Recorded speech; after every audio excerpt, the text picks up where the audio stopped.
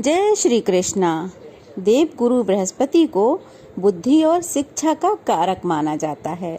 गुरुवार को बृहस्पति देव की पूजा करने से धन, विद्या, मान सम्मान, प्रतिष्ठा और कई अन्य मनोवांछित फलों की प्राप्ति होती है। धार्मिक ग्रंथों के अनुसार गुरुवार को भगवान बृहस्पति की पूजा का विधान है। गुरुवार के दिन व्रत करके व्रत की कथा सुनने से घर में सुख समृद्धि बनी रहती है। तो चलिए जानते हैं आज गुरुवार की व्रत कथा के बारे में। कथा को पूरा सुनिएगा। कथा के अनुसार प्राचीन काल की बात है। किसी राज्य में एक बड़ा प्रतापी और दानी राजा राज्य करता था। वह हर गुरुवार को व्रत रखकर दीन दुखियों की मदद करके पुण्य प्राप्त करता था। परंतु ये बात उसकी रानी को बिल्कुल अच्छी नहीं लगती थी। वह ना तो व्रत करती और ना ही दान पुण्य में विश्वास रखती थी। इतना ही नहीं, वह राजा को भी ऐसा करने से मना किया करती थी। एक समय की बात है, राजा शिकार खेलने के लिए वन को गए। घर पर रानी और उसकी दासी थी। उसी समय गुरु बृहस्पति देव साधु का रूप धारण कर राजा के दरवाजे पर भिक्षा मांगने को आए। साधु ने जब रानी से भिक्षा मांगी तो वह कहने लगी, हे साधु महाराज, मैं इस दान और पुण्य से तंग आ गई हूँ।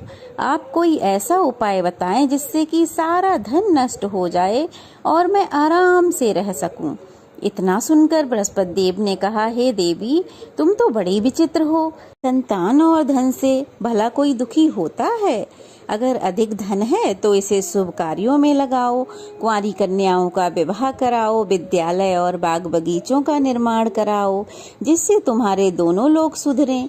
परंतु साधु की इन बातों का रानी पर कोई असर नहीं हुआ। रानी बिल्कुल भी खुश नहीं हुई। उसने कहा कि मुझे ऐसे धन की आवश्यकता नहीं है जिसे मैं दान दूं और जिसे संभालने में ही मेरा पूरा समय नष्ट हो जाए। तब साधु ने कहा, अगर तुम्हारी ऐसी इच्छा है तो तुम जैसा चाहती हो वैसा ही होगा। मैं जो कहता हूँ तुम वैसा ही करना। गुरुवार के दिन तुम घर को गोबर से लीपना, अपने बालों को पीली मिट्टी से धोना, राजा से हजामत बनाने को कहना, भोजन में मांस मदिरा का प्रयोग करना, कपड़े धोबी के यहाँ धोने को देना। इस प्रकार 7 बृहस्पतिवार करने से तुम्हारा समस्त धन नष्ट हो जाएगा। इतना कहकर साधु महाराज का रूप धारण किए बृहस्पति देव वहां से अंतर ध्यान हो गए। साधु के अनुसार कही बातों को पूरा करते हुए रानी को अभी केवल 3 बृहस्पतिवार ही बीते थे कि उसकी समस्त धन संपत्ति नष्ट हो गई। भोजन के लिए राजा का परिवार तरसने लगा। तब एक दिन राजा ने रानी से कहा कि हे रानी, तुम यहीं रहो, मैं दूसरे देश को जाता हूँ, क्योंकि यहाँ पर तो लोग मुझे जानते हैं, इसीलिए मैं कोई छोटा कार्य तो कर नहीं सकता।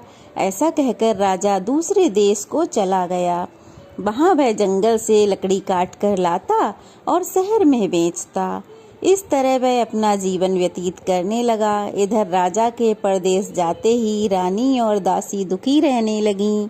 एक बार जब रानी और दासी को 7 दिन तक बिना भोजन के रहना पड़ा तो रानी ने अपनी दासी से कहा कि हे दासी, पास ही के नगर में मेरी बहन रहती है, वह तो बड़ी धनवान है, तो उसके पास जाकर कुछ ले आ ताकि हम थोड़ी गुजर बसर कर सकें। दासी रानी के बहन के यहाँ गई। उस दिन गुरुवार था और रानी की बहन उस समय बृहस्पतिवार का व्रत करके कथा सुन रही थी। दासी ने रानी की बहन को अपनी रानी का संदेश दिया, लेकिन रानी की बड़ी बहन ने कोई उत्तर नहीं दिया।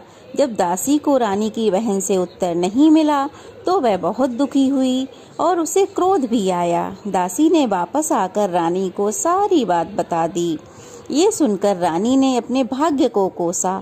उधर रानी की बहन ने सोचा कि मेरी बहन की दासी आई थी, परंतु मैंने उससे कुछ नहीं कहा, कुछ नहीं बोली, इससे तो वह बहुत दुखी हुई होगी। कथा सुनकर पूजा समाप्त करके वह अपनी बहन के घर आई और कहने लगी, हे बहन, मैं बृहस्पतिवार का व्रत कर रही थी, तुम्हारी दासी मेरे घर आई थी, परंतु जब तक कथा होती है तब तक ना तो उठते हैं और ना ही बोलते हैं, इसीलिए मैं नहीं बोली। बताओ दासी, तुम क्यों आई थी? रानी बोली, बहन तुमसे क्या छुपाऊं, हमारे घर में खाने तक को अनाज नहीं है। ऐसा कहते कहते रानी की आंखें भर आईं। उसने दासी समेत पिछले 7 दिनों से भूखे रहने की बात उसको बताई। रानी की बहन बोली, देखो बहन, भगवान बृहस्पति देव सबकी मनोकामना पूर्ण करते हैं। देखो शायद तुम्हारे घर में भी अनाज रखा हो। पहले तो रानी को विश्वास नहीं हुआ, पर बहन के आग्रह करने पर उसने अपनी दासी को अंदर भेजा तो सचमुच अनाज से भरा एक घड़ा मिल गया। ये देखकर दासी को बड़ी हैरानी हुई। दासी ने रानी से कहा कि हे रानी, जब हमको भोजन नहीं मिलता तो हम व्रत ही तो करते हैं, इसीलिए क्यों न इससे व्रत कथा और विधि पूछ ली जाए ताकि हम भी व्रत कर सकें। तब रानी ने अपनी बहन से बृहस्पतिवार व्रत के बारे में पूछा। उसकी बहन ने बताया, बृहस्पतिवार के व्रत में चने की दाल और मुनक्का केले की जड़ में अर्पित किए जाते हैं तथा दीपक जला के व्रत कथा सुनी अथवा पढ़ी जाती है और पीला ही भोजन किया जाता है। इससे बृहस्पति देव और भगवान विष्णु बहुत प्रसन्न होते हैं। व्रत और पूजा की विधि बताकर रानी की बहन तो अपने घर को लौट आई। 7 दिन बाद जब गुरुवार आया तो रानी और दासी ने व्रत रखा। वह घुड़साल में जाकर चना और गुड़ लेकर आई, फिर उससे केले की जड़ तथा भगवान विष्णु की पूजा की। अब पीले भोजन की चिंता को लेकर दोनों बड़ी दुखी थीं, क्योंकि उन्होंने व्रत तो रख लिया था, इसीलिए बृहस्पति देव उनसे प्रसन्न थे। वह एक साधारण व्यक्ति का रूप धारण करके 2 थालों में पीला भोजन दासी को दे गए। भोजन पाकर दासी प्रसन्न हुई और फिर रानी के साथ मिलकर भोजन ग्रहण किया। उसके बाद वह सभी गुरुवार को व्रत और पूजा करने लगी। बृहस्पति देव की कृपा से उनके पास फिर से धन संपत्ति आ गई, परंतु रानी फिर से पहले की तरह आलस्य करने लगी। तब दासी बोली, देखो रानी, तुम पहले भी इसी प्रकार आलस्य करती थी। तुम्हें धन रखने में कष्ट होता था, इस कारण सभी धन नष्ट हो गया, और अब जब देव की कृपा से दोबारा प्राप्त हुआ है तो तुम फिर से आलस करने लगी हो। रानी को समझाते हुए दासी कहती है कि बड़ी मुसीबतों के बाद हमने ये धन पाया है, इसीलिए हमें इसे दान पुण्य करना चाहिए, भूखों को भोजन कराना चाहिए और धन को शुभ कार्यों में खर्च करना चाहिए।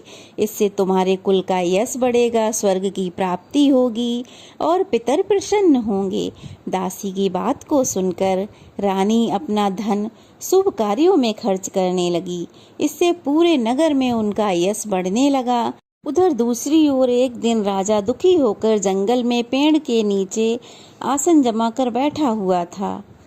वह अपनी दशा को याद करके बहुत दुखी होने लगा। उस दिन गुरुवार का दिन था। एकाएक उसने देखा कि उसी समय एक साधु प्रकट हुए। साधु के भेष में वह गुरु बृहस्पति देव थे। लकड़हारे के सामने आकर बोले, लकड़हारे, सुनसान जंगल में तुम किस व्यर्थ चिंता में बैठे हुए हो? लकड़हारे ने हाथ जोड़कर गुरुदेव को प्रणाम किया और अपनी सारी पुरानी बातों को वह गुरुदेव के सामने कहने लगा। महात्मा जी ने कहा, हे राजा, तुम्हारी रानी ने गुरु बृहस्पति देव का अनादर किया था, जिस कारण तुम्हें यह कष्ट भोगना पड़ा। अब तुम चिंता ना करो और मेरे कहे हुए मार्ग पर चलो तो तुम्हारे सारे कष्ट दूर हो जाएंगे और पहले से भी अधिक धनवान हो जाओगे। भगवान की कृपा से तुम्हें सब कुछ प्राप्त होगा। तुम बृहस्पतिवार के दिन कथा किया करो। 2 पैसे के चने और मुनक्का लाकर उनका प्रसाद बनाओ। शुद्ध जल के लोटे में शक्कर और हल्दी मिलाकर केले के पेड़ की पूजा किया करो। तब पश्चात इस कथा को श्रवण किया करो। साधु के ऐसे वचन सुनकर वह लकड़हारा बोला, हे प्रभु, मुझे लकड़ी बेचकर इतना पैसा नहीं मिलता जिसे मैं भोजन के उपरांत कुछ बचा सकूं। मैंने रात्रि के स्वप्न में अपनी रानी को बड़ा व्याकुल देखा। मेरे पास तो कुछ भी नहीं है जिससे मैं उसकी खोज खबर तक ले सकूं।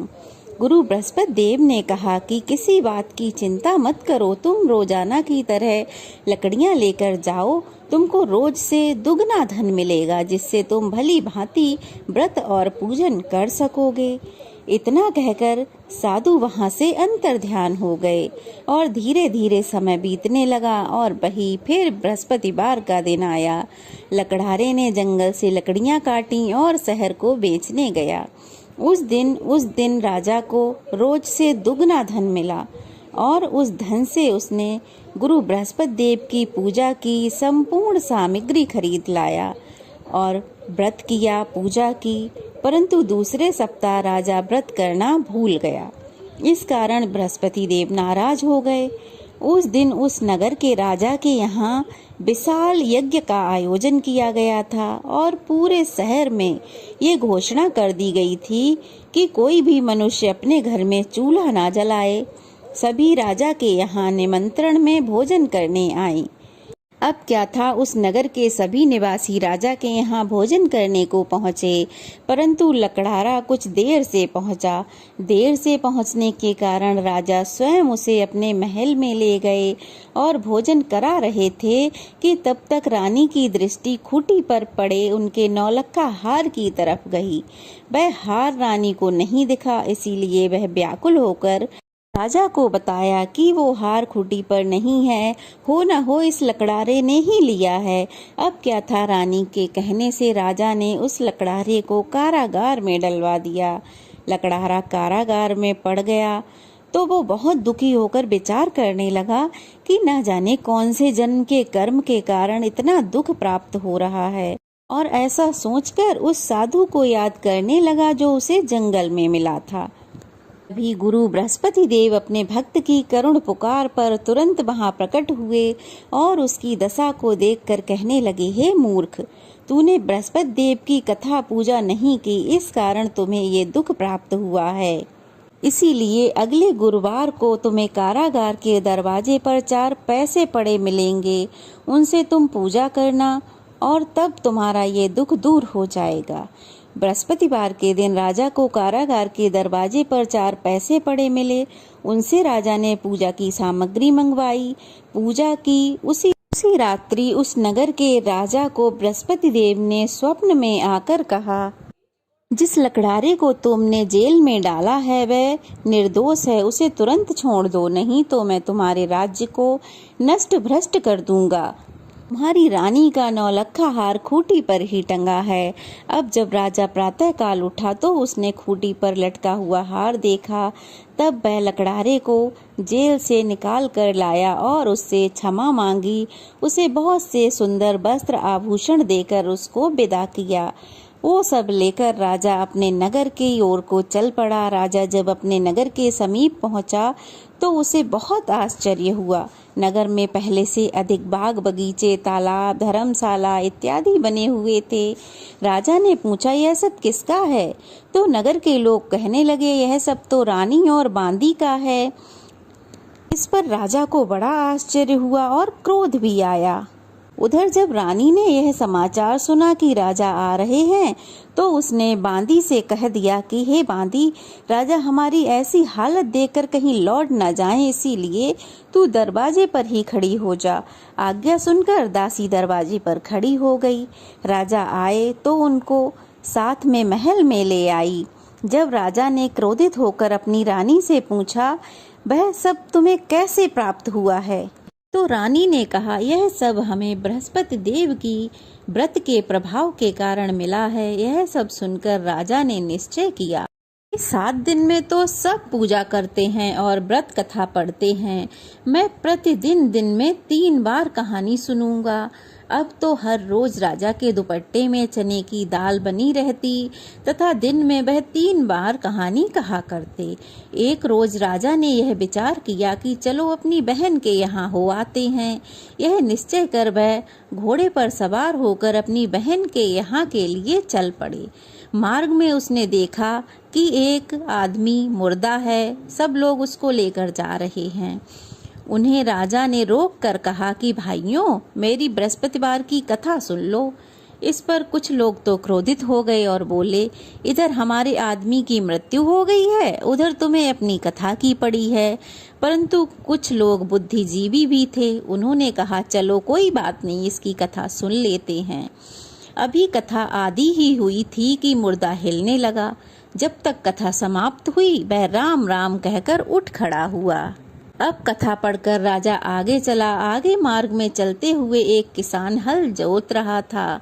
राजा ने उसे देखकर कहा, अरे भाई, मेरी गुरुवार की कथा सुन लो। किसान बोला, जब तक मैं तुम्हारी कथा सुनूंगा तब तक मैं 4 हरैया जोड़ लूंगा, अपनी कथा किसी और को सुनाना। इस तरह राजा आगे चलने लगा। राजा के हटते ही किसान के बैल पछाड़ खाकर गिर गए तथा किसान के पेट में जोर जोर से दर्द होने लगा। उस समय किसान की माँ उसके लिए रोटी और पानी लेकर आई।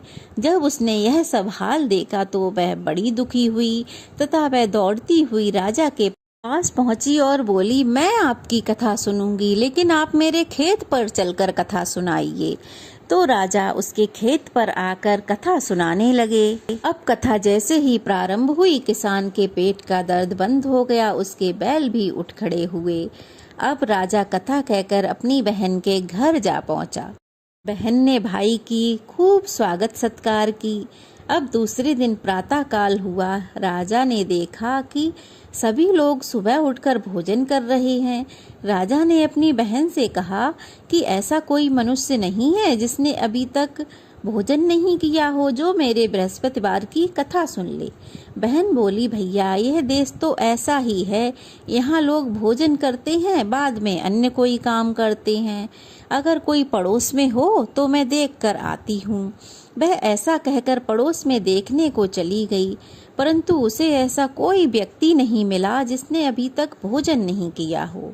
उधर एक कुम्हार के घर में, जिसका लड़का बहुत बीमार था, उसे मालूम हुआ कि उसके यहाँ किसी ने 3 दिन से भोजन नहीं किया है। तब रानी अपने भाई की कथा सुनाने के लिए कुम्हार के यहाँ गई और कहने लगी कि मेरे भाई की कथा सुन लो। तो कुम्हार कथा सुनने को तैयार हो गया। राजा ने जाकर गुरुवार की कथा उसको वहीं उसके घर पे सुनाई। कथा सुनते ही उसका लड़का ठीक हो गया। अब तो राजा की बड़ी प्रशंसा होने लगी। एक रोज राजा ने अपनी बहन से कहा कि बहन, हम अपने अब घर को जाएंगे, तुम भी तैयार हो जाओ। राजा की बहन ने अपनी सास से आज्ञा मांगी तो सास ने कहा, तू चली जा, परंतु बच्चों को मत ले जा, क्योंकि तेरे भाई की कोई संतान नहीं है। बहन ने अपने भाई से कहा कि भैया, मैं तो चलूंगी, परंतु कोई बालक नहीं जा सकेगा, क्योंकि माताजी की आज्ञा नहीं है। इस पर राजा बोला, जब बालक ही नहीं चलेंगे तो तुम भी चलकर क्या करोगी। राजा बड़े दुखी मन से अपने नगर को वापस लौट आए। घर लौटकर राजा ने अपनी रानी से सारी बात कही कि हे रानी, हम निसंतान हैं, इसीलिए कोई हमारा मुंह नहीं देखना चाहता है। और ऐसा बोलकर राजा भोजन इत्यादि नहीं किए और अपने महल में जाकर विश्राम करने लगे। रानी बोली, हे प्रभु बृहस्पति देव ने हमें जब सब कुछ दिया है तो वह हमें संतान भी अवश्य देंगे। उसी रात बृहस्पति देव स्वप्न में आकर कहने लगे कि राजा उठ, तेरे दुख के दिन समाप्त हुए, तेरी रानी गर्भ से है। राजा गुरु बृहस्पति देव की बात सुनकर बहुत ज्यादा प्रसन्न हुए। राजा की खुशी का तो कोई ठिकाना ही नहीं रहा था। फिर क्या था, 90 महीने में रानी के गर्भ से एक सुंदर पुत्र पैदा हुआ। तब राजा बोला, हे रानी, एक स्त्री बिना भोजन के तो रह सकती है, परंतु बिना कुछ कहे नहीं रह सकती। तुम मेरी बहन आए तो उसे कुछ कहना मत। रानी ने ऐसा सुनकर कहा कि हाँ ठीक है, कुछ नहीं कहूँगी। उधर जब राजा की बहन ने यह शुभ समाचार सुना तो वह बहुत खुश हुई और बधाई लेकर अपने भाई के घर आई। तब रानी ने कहा, घोड़ा चढ़कर तो नहीं आई, गधा चढ़ी आई। राजा की बहन बोली, भाभी, अगर मैं इस प्रकार ना कहती तो तुम्हें औलाद कैसे मिलती। बृहस्पति देव तो ऐसे ही हैं, जिनके मन में जो मनोकामना होती है वे अवश्य ही पूर्ण करते हैं। जो भी व्यक्ति प्रेम पूर्वक इस व्रत को धारण करता है, इस कथा को सुनता है, पढ़ता है, उसकी सभी मनोकामनाएं बृहस्पति देव अवश्य ही पूर्ण करते हैं। तो यह थी बृहस्पति देव की कथा। तो चलिए अब सुनते हैं बृहस्पति देवता की आरती। ओम जय बृहस्पति देवा, स्वामी जय बृहस्पति देवा, छिन छिन भोग लगाऊं कदली फल मेवा। ओम जय बृहस्पति देवा। तुम पूरण परमात्मा तुम अंतर्यामी। जगत पिता जगदीश्वर तुम सबके स्वामी। ओम जय बृहस्पति देवा। चरणामृत निज निर्मल सब पातक हरता। सकल मनोरथ दायक कृपा करो भरता। ओम जय बृहस्पति देवा। तन मन धन अर्पण कर जो जन शरण पड़े। प्रभु प्रकट तब होकर आकर द्वार खड़े। ओम जय बृहस्पति देवा। दीन दयाल दयानिधि भगतन हितकारी। पाप दोष सब हरता भव बंधन हारी। ओम जय बृहस्पति देवा। सकल मनोरथ दायक सब संशय हरो। विषय विकार मिटाओ संतन सुखकारी। ओम जय बृहस्पति देवा। जो कोई तेरी आरती प्रेम सहित गावे। प्रेम सहित गावे। कहत शिवानंद स्वामी सुख संपत्ति पावे। ओम जय बृहस्पति देवा। स्वामी जय बृहस्पति देवा। बोलो बृहस्पति भगवान की जय। यह थी बृहस्पति देवता की कथा और आरती। कैसी लगी कमेंट बॉक्स में जरूर बताइएगा। अच्छी लगी हो तो वीडियो को लाइक कीजिए, ज़्यादा से ज़्यादा शेयर कीजिए और नए हैं तो प्लीज़ चैनल को सब्सक्राइब कीजिए। तो चलिए फिर मिलते हैं, तब तक के लिए जय श्री हरि विष्णु भगवान की जय। बृहस्पति देवता की जय।